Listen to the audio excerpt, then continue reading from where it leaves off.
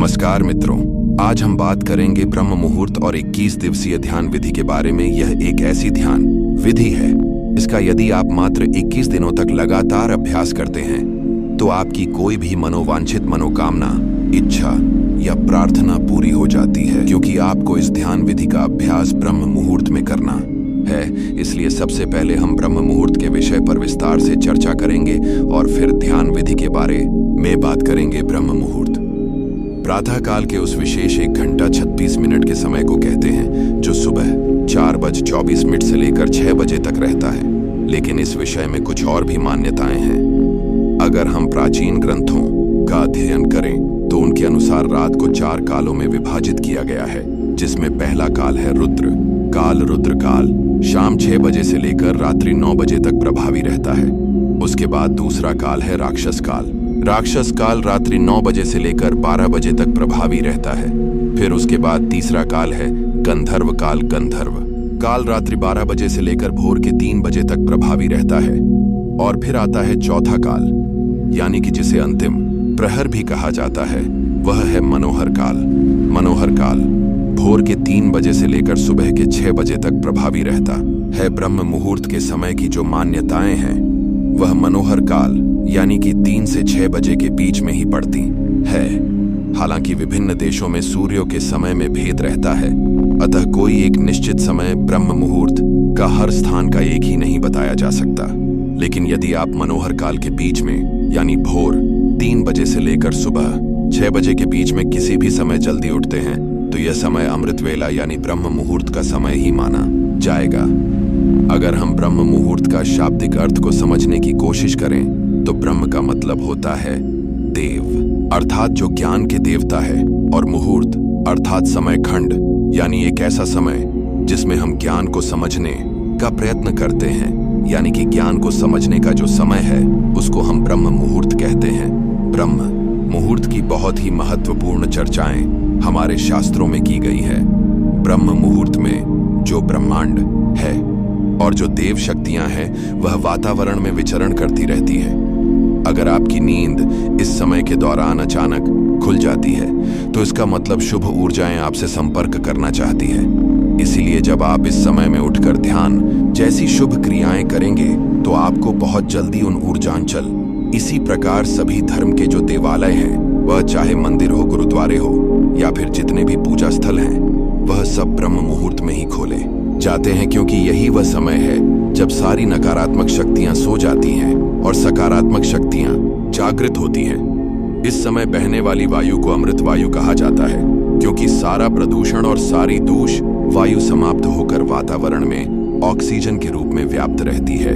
और रात के समय ओस पड़ने के कारण इस समय वायुमंडल दिन की अपेक्षा काफी शीतल रहता है और मनोहर रहता है।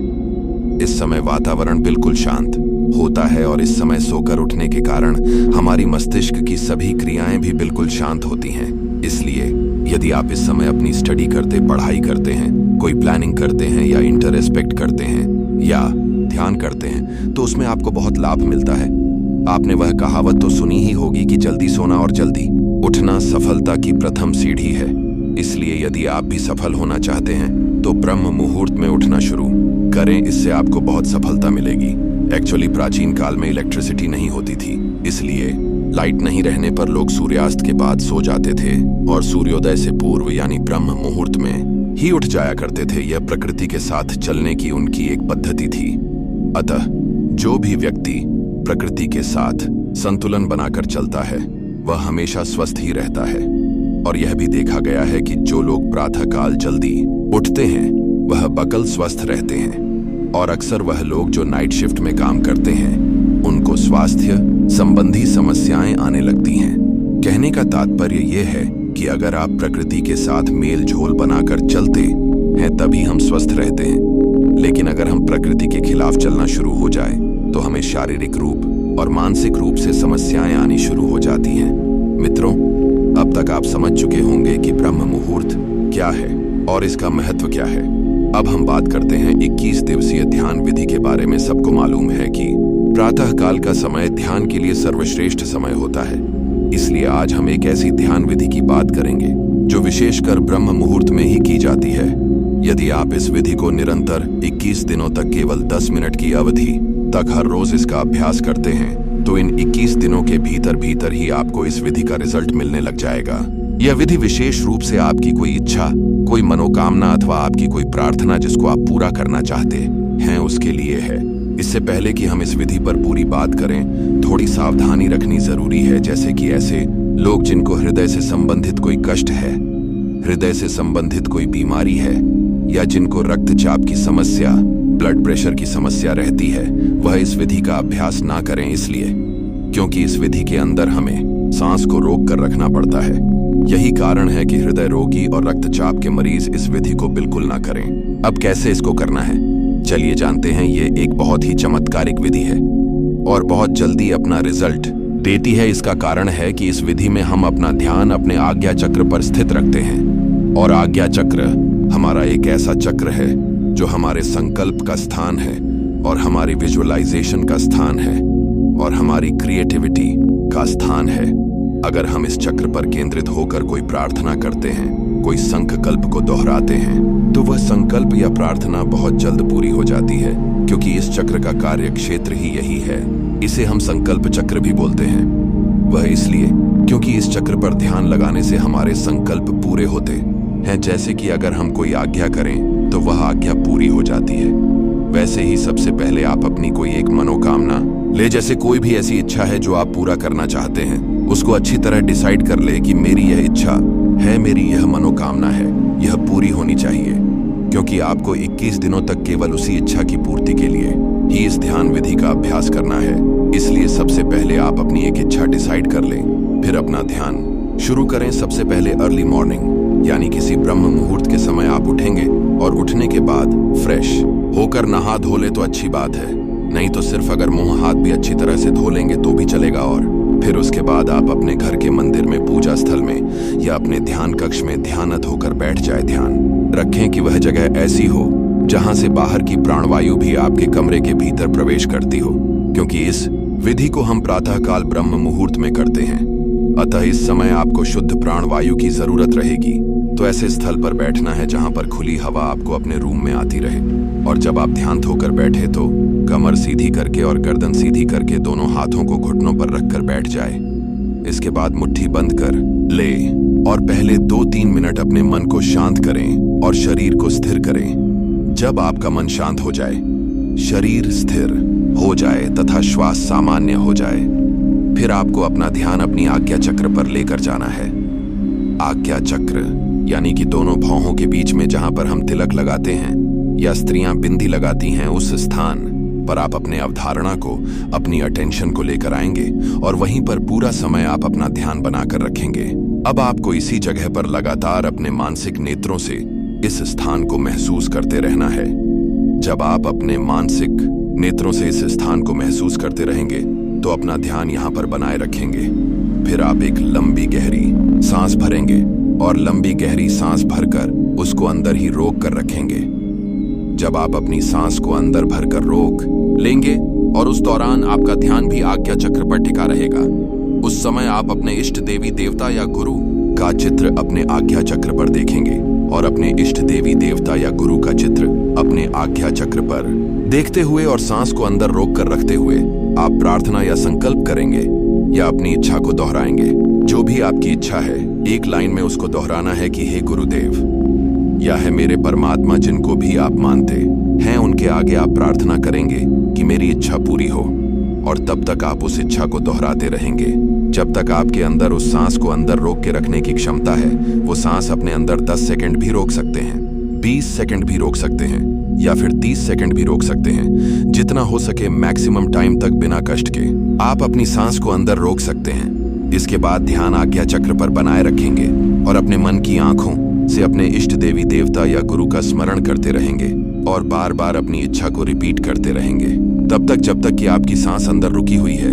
जब आपको लगे कि इससे ज्यादा आप अपने सांस को अंदर नहीं रोक सकते हैं तो फिर धीरे से मुंह से सांस को बाहर निकाल देंगे। याद रखें कि आपको अपनी सांसों को नाक से भरना है और बाहर मुख से निकालना है।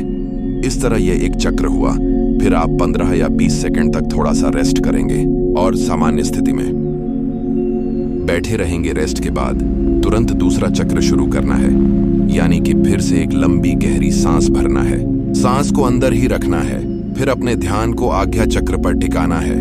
इसके बाद अपने मन में इष्ट देवी, देवता अथवा अपने गुरु का चित्र निहारना है और इन सभी चीजों के साथ दोबारा अपनी प्रार्थना को फिर से रिपीट करना है। अपने संकल्प को, अपनी इच्छा को फिर से दोहराएंगे और तब तक दोहराते रहेंगे जितनी देर आपकी सांस अंदर रुकी रहेगी। और जब आपको लगे कि इससे ज्यादा आप सांस को नहीं रोक सकते, तो सांस को मुंह से बाहर निकाल दें और फिर कुछ सेकंड तक रेस्ट करें। इस तरह यह 2 चक्र हुआ। ऐसे आपको लगातार बीच में रुक रुक कर कुछ सेकंड रेस्ट करते करते अपनी इच्छा को बार बार आपको दोहराते जाना है और लगभग 10 मिनट तक आपको ऐसा 21 दिनों तक हर रोज करना है। क्योंकि यह एक पूरी विधि है, इसलिए आपको 21 दिनों तक सच्चे मन से इसे पूरा करना ही करना है, तभी आपकी सारी इच्छाएं पूरी हो सकती हैं। अगर आपने बीच में मिस कर दिया या छोड़ दिया तो आपकी मनोकामनाएं पूरी होने की संभावना कम है।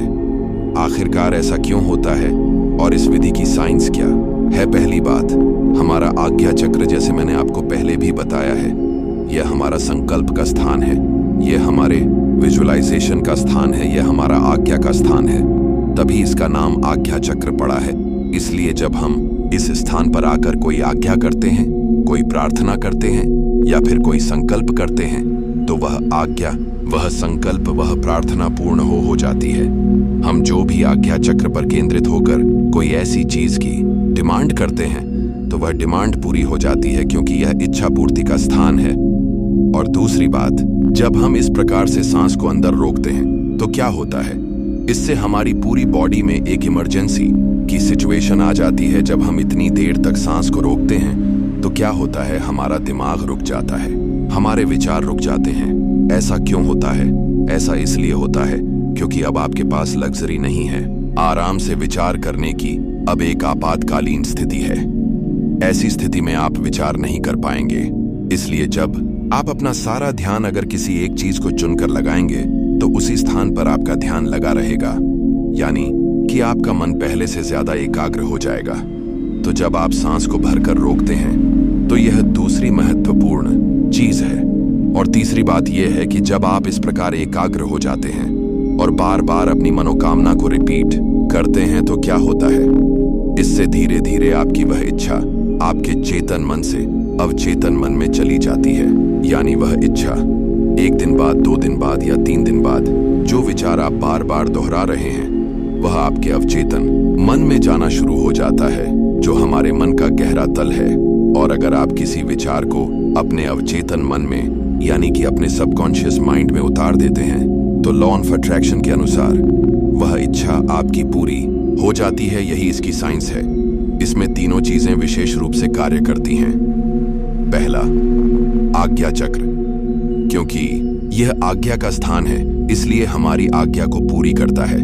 दूसरा, सांस जब अपने अंदर रोक कर रखते हैं तो शरीर में इमरजेंसी की स्थिति हो जाती है, जिससे आप फालतू के विचार करने से बच पाते हैं और आपका मन एकदम से एकाग्र हो जाता है। तीसरी चीज, जब आप अपने अवचेतन मन को खोल रहे होते हैं तब आपकी जो इच्छा है वह आपके अवचेतन मन में चली जाती है, जिससे उस इच्छा पूर्ति के द्वार खुलने शुरू हो जाते हैं। और एक और जो सबसे महत्वपूर्ण बात है, वह आप इस विधि को ब्रह्म मुहूर्त के समय में कर रहे हैं। ब्रह्म मुहूर्त का समय की जो विशेषता है वह मैंने शुरू में ही आपको डिटेल में बता दिया है कि अगर हम कोई विधि ब्रह्म मुहूर्त के समय में करते हैं, यानी प्रातः काल में करते हैं, तो यह समय देवताओं का समय है, परमात्मा का समय है।